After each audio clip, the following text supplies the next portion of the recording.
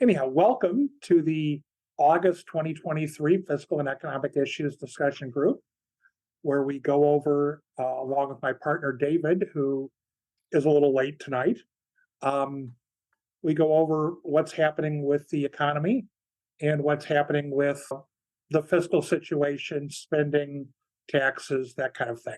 We try and give you the facts so you can use those facts to communicate to your audience. Bill and others are going to try and use those facts tomorrow morning at a community meeting in Palatine, or where do you guys go? It's Schaumburg. Schaumburg. In Okay. Schaumburg, it's called a current events group, but it has long since disaffiliated with the library. It's just a radical group of MAGA people, but I go there, Jim goes there as a source of irritation to them, and we are really good at it. And we have Chuck is going to join us to help the meeting along. Support, moral support.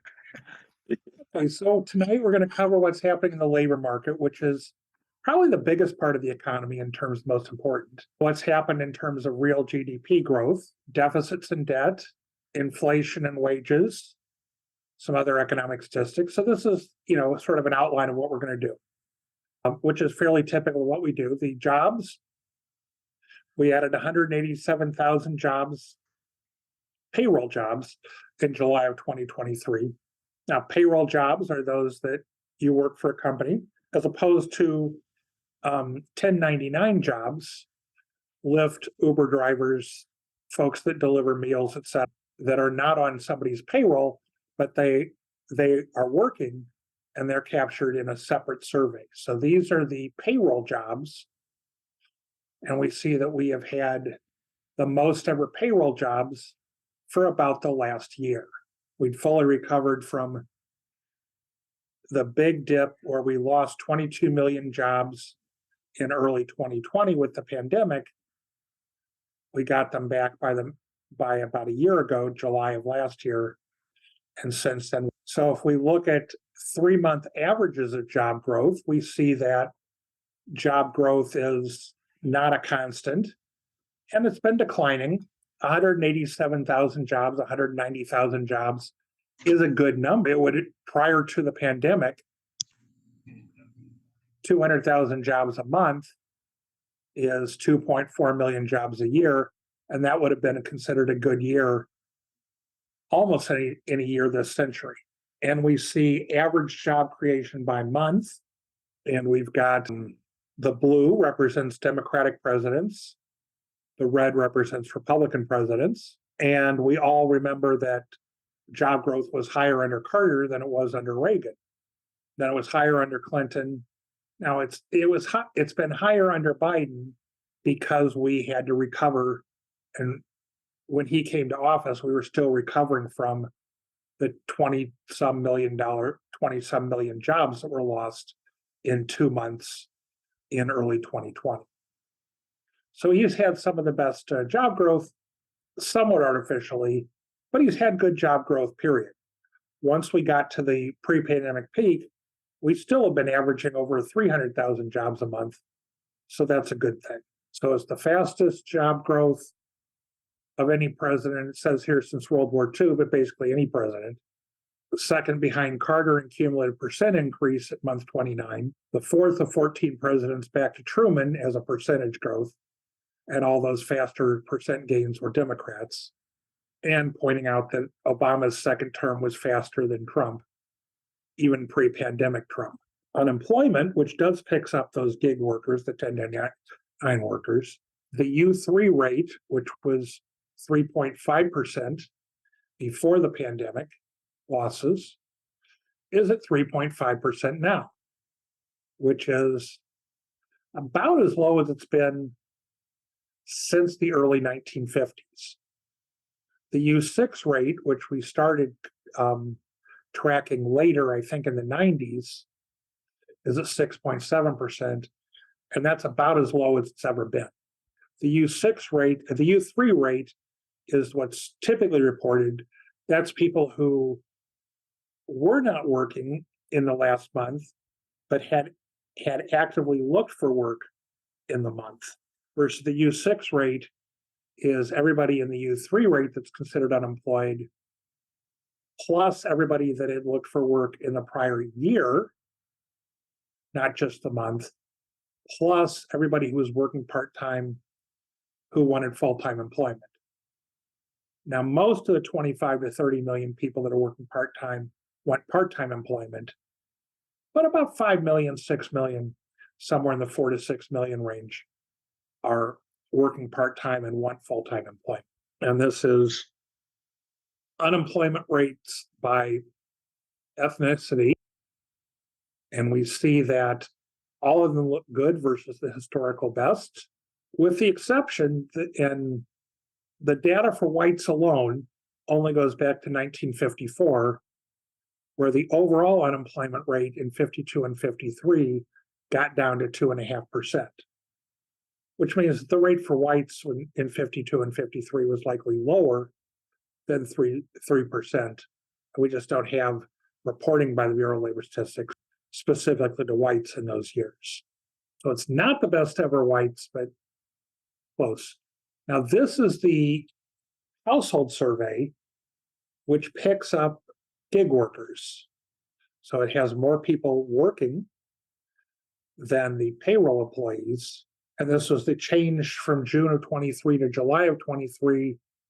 The population increased, the labor force increased, the number of people employed increased.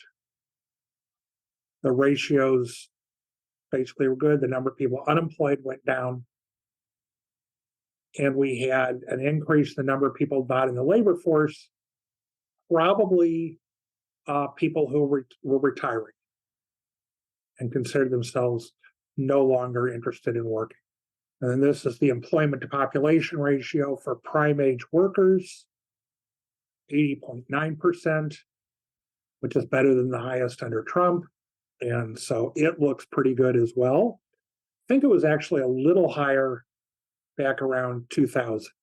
This is job openings compared to the number of people who are unemployed.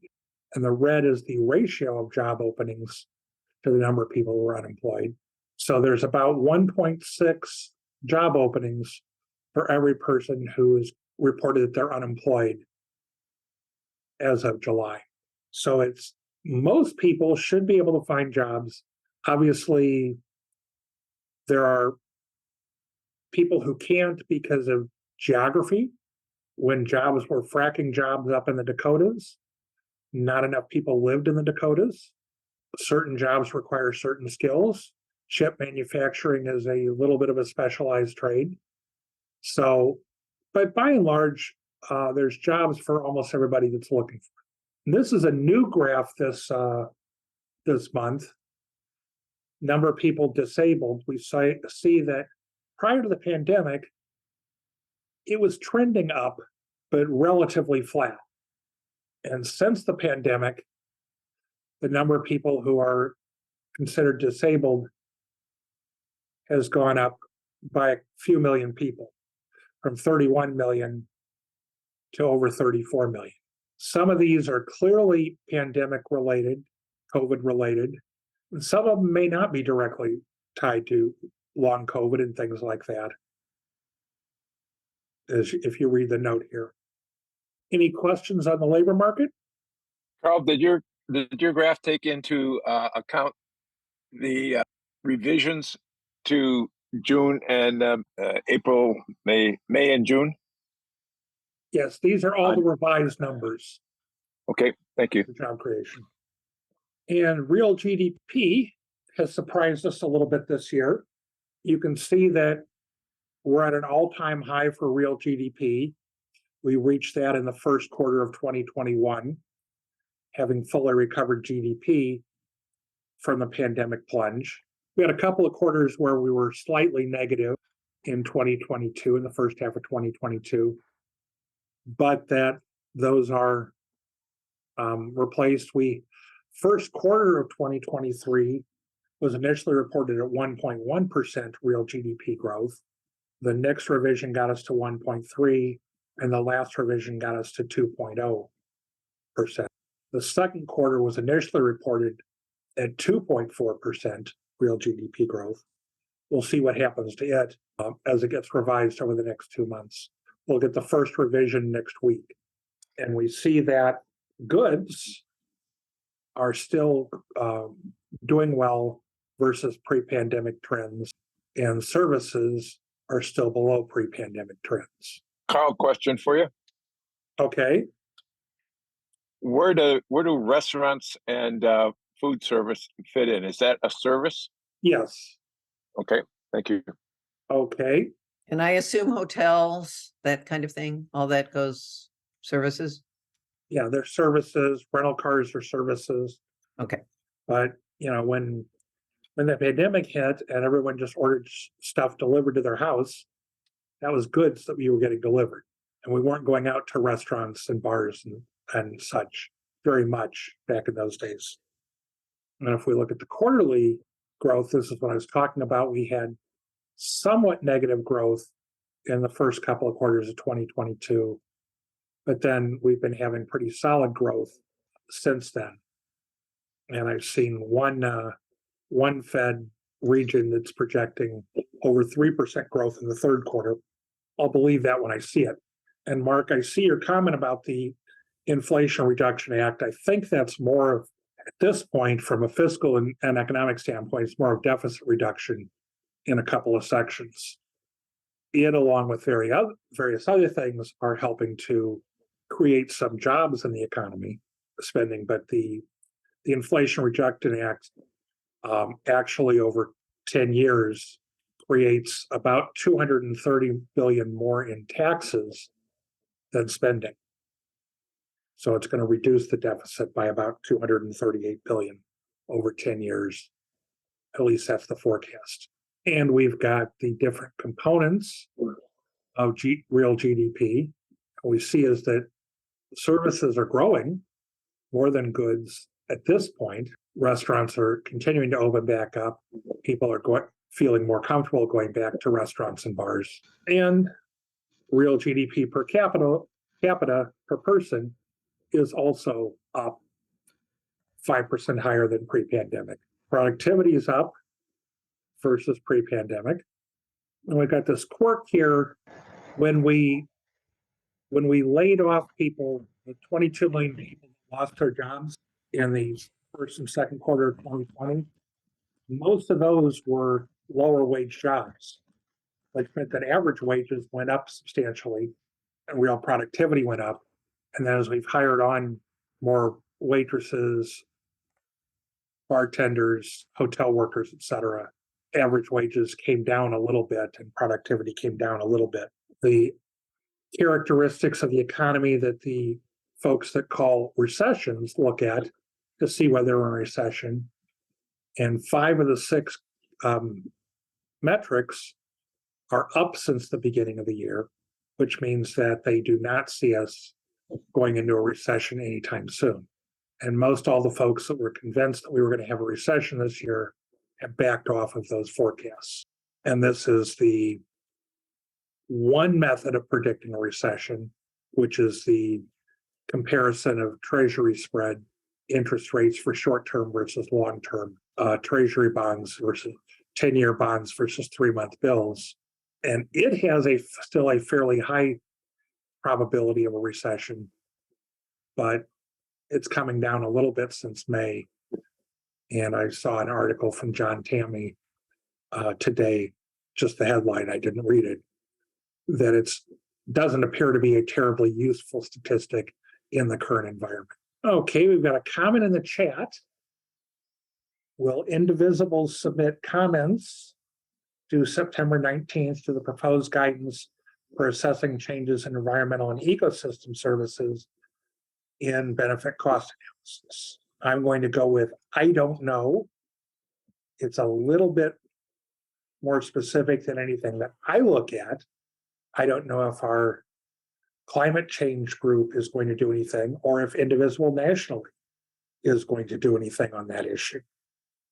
And Mark, yes, the yield curve has predicted 8 of the last 5 recessions, or whatever the joke is on that. Economists have predicted 12 out of the last 6, whatever. Any questions on real GDP growth? Again, it looks like it's going to be about 2% this year, but we'll see. Yeah, and Karl, I don't recall anything from Indivisible on the comment that was there, but I will be checking as we go through this to see if I missed something. Okay, so the budget deficit. Red years are Trump budget years. Again, fiscal years run from October 1st to September 30th. So Trump budgeted, although Trump took office in 2017, he budgeted fiscal years 2018 to 2021. Biden's first budget year was fiscal year 2022. Fiscal year 2021 was about 4 months over when Biden took office. And so what we see is that this is the numbers through fiscal year 2022 are actual. The 2023 number is a forecast from the CBO's May deficit forecast. And it was forecasting about $1.54 trillion before we blocked the student loan forgiveness. If anybody remembers, if we hadn't instituted the student loan forgiveness a year ago, the fiscal year 2022 number would have been about 1 trillion, but it was about 1.4 trillion because of about not quite 400 billion of student loan forgiveness. So this number was before student loans were blocked by the Supreme Court, the forgiveness, but it's a certain amount of student loan forgiveness is going to go forward.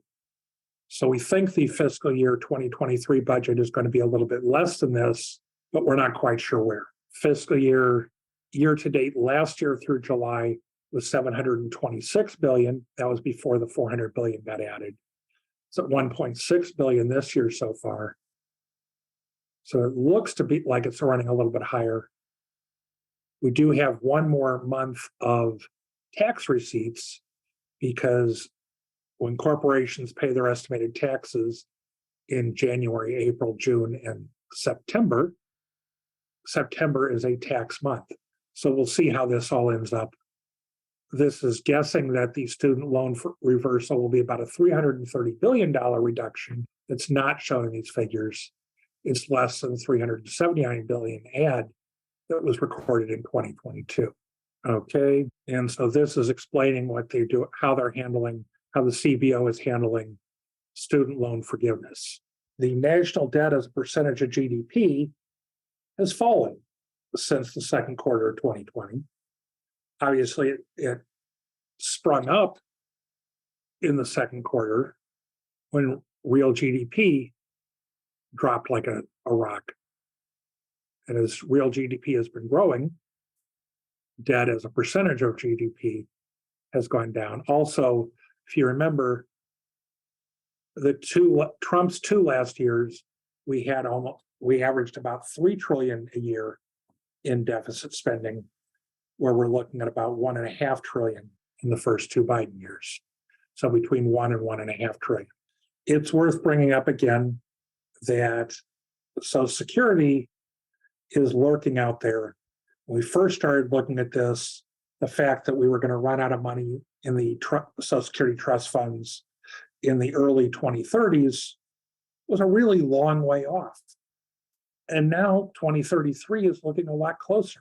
Okay, I'm not quite sure the poll in the years before COVID, Trump did better than Biden. In what sense? Job growth, deficits? What is your comment and relation to? Sorry, I'm late. The comment was about the budget deficit. I've been chatting with P&J for a little bit, or the key initial there. I'm not sure who that is exactly, but yeah, I mean, unfortunately, the student loans added this $400 billion number to the 2022 deficit, and then it didn't go through. But still, CBO hasn't really shown the revised numbers yet. They're showing everything with the student loans not factored in.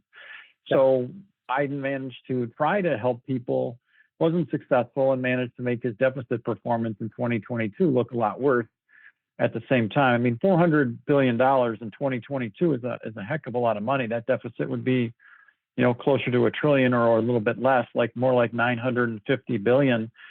If you take that out, and that would have been in dollar terms lower than 2019 and much lower as a percent of GDP. He doesn't get to tell that story because of what happened. So we have to, if we were to create a slide for it, we'd have to try to manufacture something. But CBO hasn't straightened out the numbers yet. They're still working on it. And so until we get the next full baseline, which I guess will be January, we won't know exactly how the student loan officially affect their next baseline. The latest baseline we have is shown here, which is the May one. The monthly budget reviews are much shorter documents that don't always give you all the details. But Well, the they're final year budget deficit, which will be reported in October, will treat however Treasury and the CBO are treating student loan forgiveness. So they should make the adjustment before they report the fiscal year 2023 budget deficit. No, good point. No, that's right. Yeah, my point was if you show this to a centrist neutral audience, they're going to notice right away that 2022 and 2023 are bigger than 2018 and 2019, and they're going to say, yeah, you're right about 2020 and 2021, but of course that was when we had all the COVID bailouts. And then when you start talking about student loan forgiveness, that to many of the neutral centrist audiences, that isn't necessarily a plus. Okay. Because that clearly adds to the deficit. And so, clearly in some audiences, it's wonderful, but in other audiences, and I would suggest many audiences, it's like, okay, so this doesn't make Biden necessarily look good. All right, well, let's go Now, back. it might get adjusted later to something that, that's wonderfully improved after we get some corrections. But at the moment, okay. Let's go back and look at this in when President Trump took office, the forecast for fiscal year 2017 was for a deficit of 559 billion. It actually came in at 665 billion. The deficits, it was scheduled to go down in fiscal year 2018 and 2019 when Trump took office. Instead, the budget deficits have been going up. It was at 984 billion in fiscal year 2019, not quite $1 trillion. Before COVID hit, fiscal year 2020 deficit was going to be well over $1 trillion. So the deficits were definitely going up under Trump before COVID. That data, I would say that is shown by that chart. Yeah. And it shows that they're going up now. If you look at 2022 and 2023, we can say that Trump should have done better given what Obama left him. And, that's a story. But to tell the story, we'd have to take this 2022 bar and move it down to about 950. We wanted to, but then, you have to start, we're just showing the actual baseline that CBO put out there. yeah, You'd have to put a blue line at a little bit under $1 trillion and then put a GDP number on there. And we did it a couple of months back. I think it was 3.8% of GDP, somewhere in there, a little bit below 4. So much lower as a percent of GDP. 2022 turned out to be a great deficit year, but nobody shows it that way because that 400 billion is not going to be adjusted out of there. CBO is going to adjust a future year. And it's crazy. They should go back and adjust 2022. And that's just not how the law works for this sort of thing. And it's hurting us. So we've got to come up with our own sales force. I think my statement that it doesn't look good is still true, but we've got an explanation for why it doesn't look good. Now, on the other hand, I'm a little confused about the student loan forgiveness program. I had thought A, that the Supreme Court said no, and that B, Biden said no, but we're going to do it anyway, some other way. So that 400 billion is still going to be there, right? It's just not going to necessarily be in 2022. Okay. It's going to It be won't be as big. I think that he's looking at a program that forgives about 70 billion, not 400 billion. So replacing. where it came from, right? This program is part of the original student loans, the way they were first written. If you paid them off, if you paid off for a certain number of months, the rest was forgiven. That was always there. It just was not done. It should have been there all along, but it just wasn't done. Because the administrator, they cheated and they didn't do it. If they transferred the loan to somebody else, then you didn't get credit for having paid every month. Sometimes you just didn't bother to report the fact you paid every month. So a lot of people should have gotten forgiveness, but we're not. Should have been that way all along, but they didn't do it. That's true. The Trump administration screwed a lot of graduates or people who had student loans out of their student loan forgiveness. It wasn't just Trump. It was before Trump, too. But anyhow, coming back here, what this tells us is that when the trust fund for Social Security is spent around the year 2033, what people get from Social Security will be reduced. And examples for low income, medium income, and high income individuals, singles, and couples. Now, many politicians have said that that's not going to happen, that senior citizens vote, and therefore Congress will go ahead and fund the Social Security benefits out of general tax revenues. But in any case, we're going to need additional tax revenues to maintain full Social Security benefits without having them reduced. We had a request for this from a person. I don't know if they're on the call tonight or not, but we do listen to the emails that you guys send us, especially between meetings. We've got time to plan for this, and you see the amount is very significant. One of the points that was made is a political point, which Democrats will say we're not touching. There's Bob. It's not touching Social Security. We're not touching Social Security as opposed to Republicans who are going to cut it. The fact is, if you do nothing, it's a big cut, meaning we have the stronger bargaining position here. Just from a legislative standpoint, they don't have to do anything, and Social Security will likely get cut. So you have to act. You have to pass legislation in order to prevent that from happening. And so it's a point that Bob made is you can't just say we're not going to touch Social Security. You need to clean up your message a little bit and say we're going to make sure that Social Security doesn't get cut, or we're going to make sure that Social Security is protected. You don't want to say we're not going to touch it. So Democrats can just it's an important but minor point is that just doing nothing means a big cut, and Republicans, the ones at least that want the cuts, are willing to do nothing and will prevent action. There's some complexity here we can get into in another meeting because I need to research it more. But when this does happen, there is a conflict between a couple of laws. And either way, you break the law by cutting those amounts or by paying the full amount. There's one law that says you got to pay every dollar that's owed. And there's another law that says what we're showing here, you got to cut by 20-something percent, 23% or whatever it is. Those laws have to be resolved. And you don't want that to go to the courts. You want to resolve that with legislation that protects the benefits at the scheduled amounts. And that's, again, the Republicans are in a very good bargaining position, kind of like we are, the Democrats, with the expiration of the Trump tax cuts. They will expire on their own if legislation is not passed. Democrats don't have to do much to let them expire, but we'll see. It's always painful if you're going to tell people that the taxes went up because of your inaction or inaction. So see how it plays out. I wouldn't lose a lot of sleep worrying about Social Security being protected. I don't think Republicans want to be responsible for 20% or 23% cut in Social Security benefits, especially with elderly that tend to vote. But you never know. Forgive my legal ignorance here, but if you have two laws that are in conflict, doesn't the one that was passed later supersede the one that was passed earlier? So the question would seem to be which of these was passed in which order? I don't think it works that way. I thought it did. I thought if Congress passed a law requiring that only green tomatoes be purchased, and then they pass a law later that says only red ones get purchased, that the red ones overrides the green ones.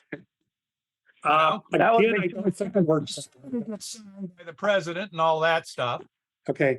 Looking back through the comments, Chuck had a question about what budget year did the Trump tax cuts take effect? They were passed at the end of 2017, so they took effect in fiscal year 2018. They were actually passed at the beginning of fiscal year 2018, and they started to take effect in fiscal year 2018. So that's part of what happened and what increased the budget deficits in fiscal year 2018.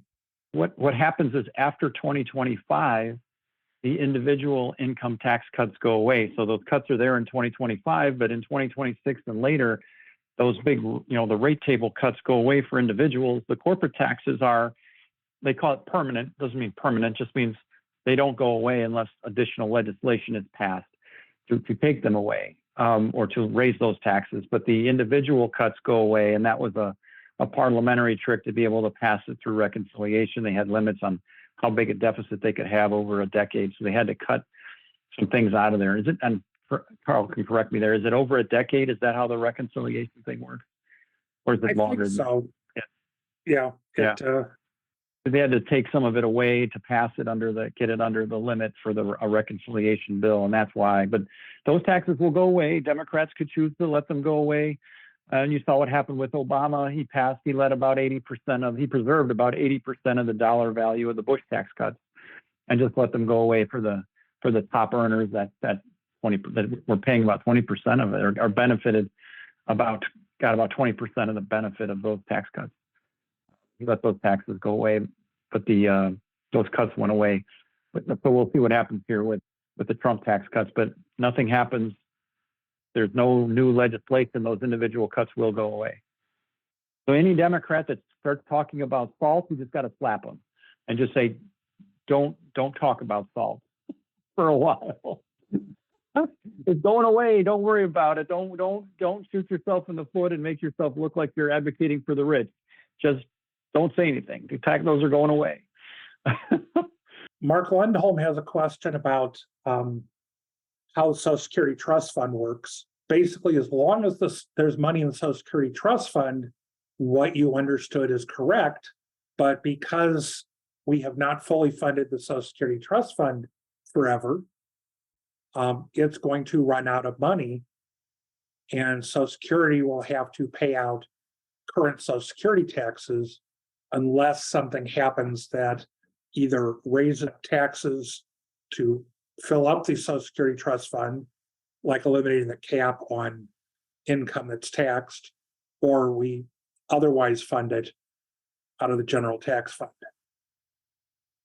I wouldn't think of it as an annuity. The question, it talks about annuity. It's a fund. It's a chunk of money, about $3 trillion, and it gets interest. There's an accounting entry for interest. So if you figure 5% right now, 5% of 3 trillion is about 150 billion a year in interest. But it's paying out. What's Social Security paying out nowadays, Karl? Like $1 trillion, $1.1 trillion, something like that. That much? It used to be like 800 or 900, but now it's like $1 trillion or $1.1 trillion or something. Remember, there was an 8% COLA last year, so it went up quite a bit. So it's not an annuity; it's a fund. But the amount of money, there's just not enough tax dollars coming in anymore, and that plus the amount, the large amount that's going out, is much higher than the revenue coming in, and it's going to deplete that trust fund. That fund will be zero. And that's where the law kicks in and says, sorry, now that the trust fund's gone, all you can do is cover current benefits with current tax receipts. And those tax receipts won't be enough, hence the 20% cut on average over the next 75 years, or 23% cut. It's complicated. We'll cover it in a future meeting. We cover it intermittently, probably once a year or so we get into the trust fund piece. But it's not a bad Wikipedia article on it. It's a little long, but that's not a bad place to look for kind of how it works. Okay. And let's see, I'm going to flip in a little bit of a graphic on jobs in the state of Illinois before we pick up on inflation and wages, just because we're almost at a logical break. What we see here is that payroll jobs in Illinois are at an all-time high. Obviously read about all the people that are fleeing Illinois and all of that. And a lot of it is like it's always been. People make their money in Illinois and then retire down to the Sun Belt. And that's a good part of who's leaving Illinois on a net basis. But we're at an all-time high for payroll employees in Illinois. The other thing that you can look at is that we have a relatively high unemployment rate in the state. Our Republican friends say we have the fifth highest, whatever, unemployment rate of all the states at a whopping 4%. What they don't talk about is the employment to population ratio in Illinois is higher than in most states and higher than the national average. What that means is that people in Illinois are looking for work and are working. I'm going to stop sharing my screen and let David